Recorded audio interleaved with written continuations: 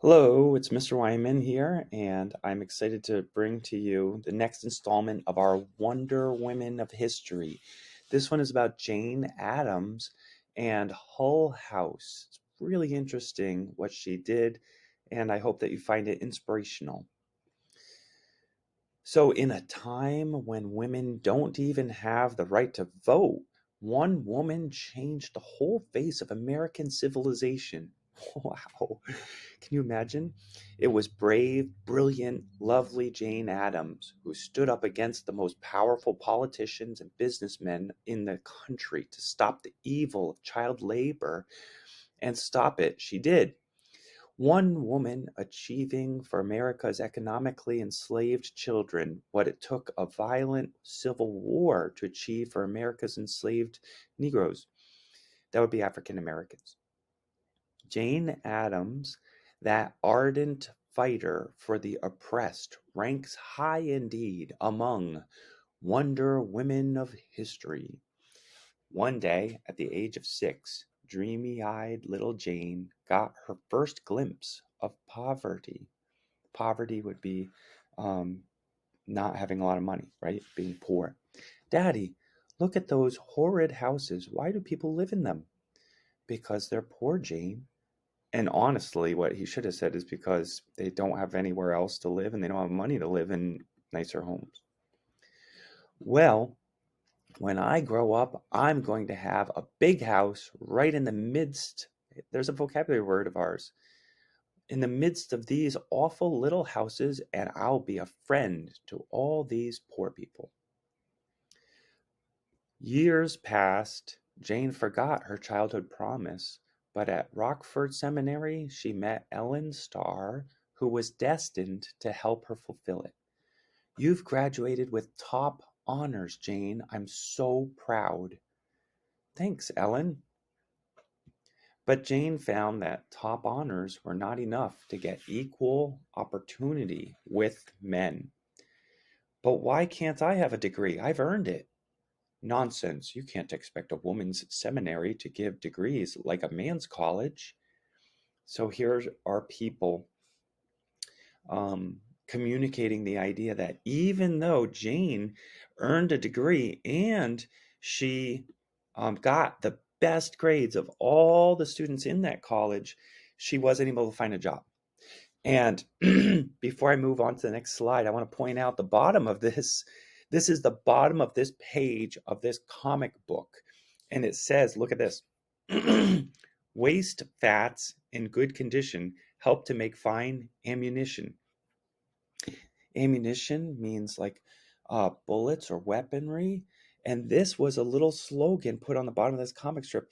And I want to reiterate that these comics were written, drawn, produced, made during the time of World War II. So a war was going on while these comics were drawn and colored and thought up, created.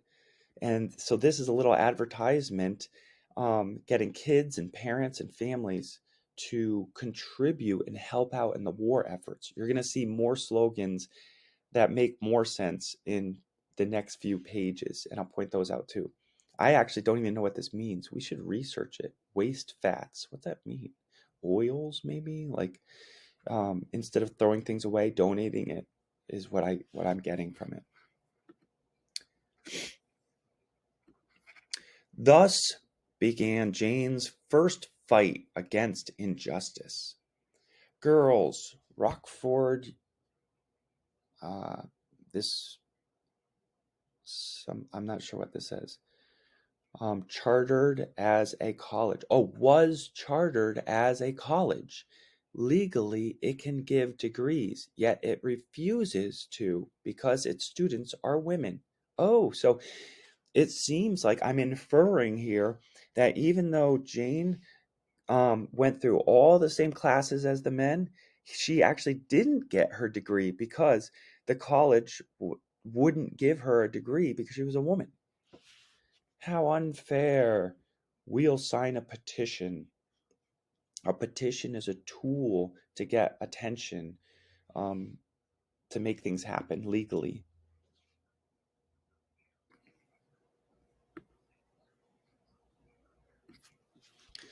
In 18, I think this might be 92, Jane won her fight when Rockford Seminary for Women became Rockford College. Jane Addams is hereby granted the first degree to be issued by Rockford College. Wow, she's the first one, and it's because she spoke out and instigated or started this like idea of a petition. A petition collects signatures, and it shows people how many other people. It shows the people in power how many people are behind you or supporting your idea. Roland Salisbury, outstanding student of Beloit College, fell in love with Jane. But why won't you marry me, darling? Because I feel there's some work I've got to do, Roland. Something important, perhaps medicine. I'm not sure yet. Jane studied hard and won a doctor's degree, but her health, always frail, broke down. Oh, look, she's in bed. You need a change, Jane. I advise a trip to Europe. A trip? That is an idea, doctor. Traveling may help me find my work. I'm afraid it's not medicine after all. So she studied hard and she got a doctor's degree, and yet she's not going to go into the medical field. Um, Jane and friend Ellen tour the European capitals. In London one night, what's that crowd doing? Um, for good, Mum. Uh, hmm. I'm not sure what this says. Something for good, for food. Oh, begging for food, Mum. Half Mum is an expression that's used in England, just for ma'am, right? Half rotten stuff. Don't you know? That won't keep till Monday. It's auctioned off every Saturday night to the poor. So it's like grocery stores. In this case, it was probably like farmers markets would sell food, vegetables, and all kinds of food. Um, and then whatever wasn't sold that would go bad or rot, they would auction it off for like the highest price available. So um, people with money aren't going to buy this like bad food, but the poor people will give whatever they can in order to stay alive, right?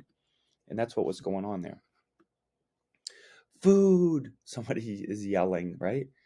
I I bid a penny for the cabbage. So here they're auctioning, right? Why this is the most shocking thing I've ever seen. What hope is there for these poor people? Here's a fancy woman, maybe Jane, with a beautiful hat and a flower on it and dressed up. Turpin tuppence or turpence. So I think like even less than a penny. So they're, or maybe more than a penny. I'm not sure, but they're like yelling out amounts of money that they'll give for like even a cabbage. One place helps them, Mum. Toinery Hall. Deeply moved by what she saw, Jane visited Toyney Hall. I'm not sure what that word is. Maybe we could research it. This is our public kitchen, Miss Addams, where we feed the poor. We've also organized classes and clubs to help lift them out of their ignorant surroundings. Ignorant usually means like when you don't know something. In this case, their humble situation, helping them out. Reverend, we must start something like this in America. And now here's another advertisement for people to help in the war effort. Boys and girls every day can give war aid in many a way. War aid. Aid means help, so they can give money or donate things to help the soldiers and people involved in war.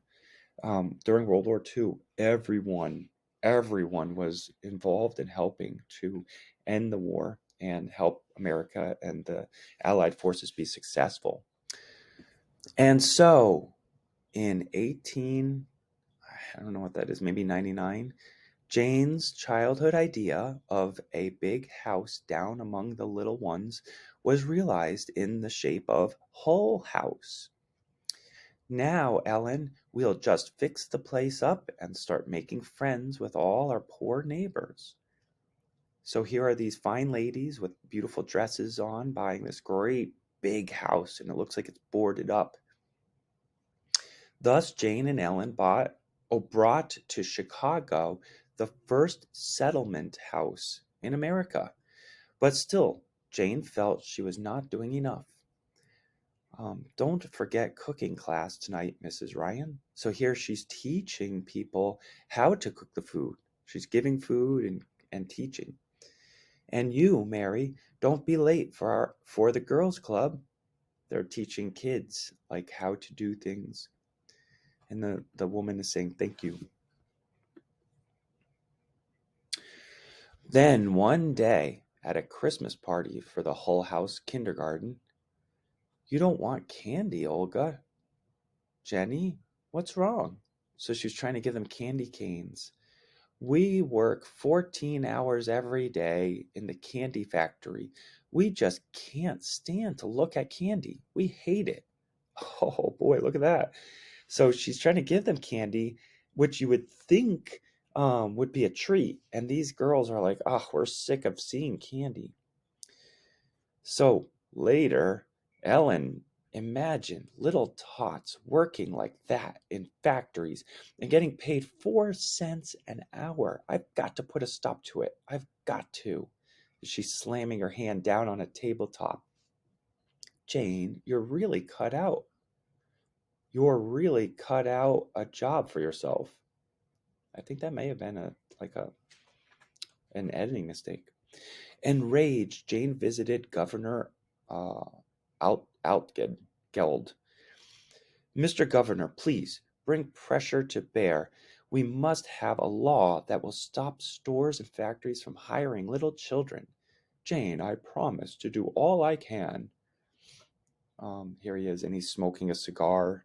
This individual's sitting, and he's leisurely leaning back in his chair. Do you think he's going to work hard to make this happen? And she's leaning forward, advocating for the children, working themselves to death. Blast those Hull House she-devils, he calls them, which is a really nasty, old-fashioned name. This law will put us factory owners out of business. So here's another chubby individual smoking a cigar. This was like kind of a bad icon for business owners of the time. Ignore the law. No one will check up on us. Sure. So they're going to ignore. A law was made to make sure that kids don't get hired and have to work in factories and work their childhoods away for like almost no money. But the business owners are just going to ignore the law and they're going to hire kids anyways. So, but someone did check up on the sweatshop operators. Sweatshop is a name for these companies or businesses, factories that would have children working all day long and get almost no money for it. So sweatshop operators, Florence Kelly of Hull House. Gentlemen, I've seen flagrant violations of child labor law. I want permission to investigate the garment making industry and submit a report. All right, Mrs. Kelly. So State Bureau of Labor. So these are the people who would be in charge of making sure these laws are enforced or taken seriously. And here's another advertisement for war help. Every time you buy a stamp, you feed the flame in freedom's lamp. So they're selling stamps in order to raise money for aid to people who are helping fight the war. That's what that's about. The investigation disclosed. I see Mrs. Kosky and the children work all day pulling basting threads from the dresses you sew. What do you get paid? When we all work, we average 10 cents an hour, but without the children, I would not earn that much in a day. 10 cents an hour. Florence, this is the third place we visited where there's a smallpox patient, and the coats that woman makes are sold in the finest downtown stores. Good heavens, those conditions could start an epidemic. An epidemic would be a situation where lots of people are getting sick all at the same time. It's related to the word pandemic, which is what we've experienced the past couple years. Fighting stubbornly, they finally got a second law passed in 1893, which forbade employment of children under 14 and limited women's working hours to 8 a day. So an 8-hour day was enforced in 1893. But factory owners took the law to the Illinois Supreme Court, and we declare the said law unconstitutional. Looks like maybe a judge behind the bench here. We won, says this guy smoking a cigar, and he's got like a jewel in his tie and suit. This'll teach those Hull House women to stop making such a fuss over kids, this guy says. But nothing stopped Jane from fighting for children. I think you've started something with that playground idea. It's certainly making a hit with the kids. So now they finally have a little bit of time to go swinging on the swings. Yes, and in winter we'll get other vacant, which means empty lots, flooded for ice skating rinks. Jane took up the cause of delinquent children. Delinquent would be kids who are not in school. When a child is arrested, he's thrown into the same jail, or I guess delinquent might be kids who broke the law and are being punished. Thrown into the same jail with hardened thieves and murderers until his case comes up. Until his case comes up. Children need a special place to stay, a special court, special judges. In other words, people who are equipped to deal with children. On July 1st, 1899, Jane won her fight for a juvenile court. Juvenile means young people. And on July 1st, 1903, her long battle to end child labor was finally successful. Jane, they've passed the child labor law. Thank heavens.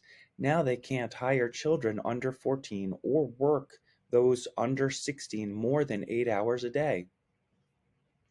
Today, the big house among the little ones covers an entire block and consists of 13 buildings.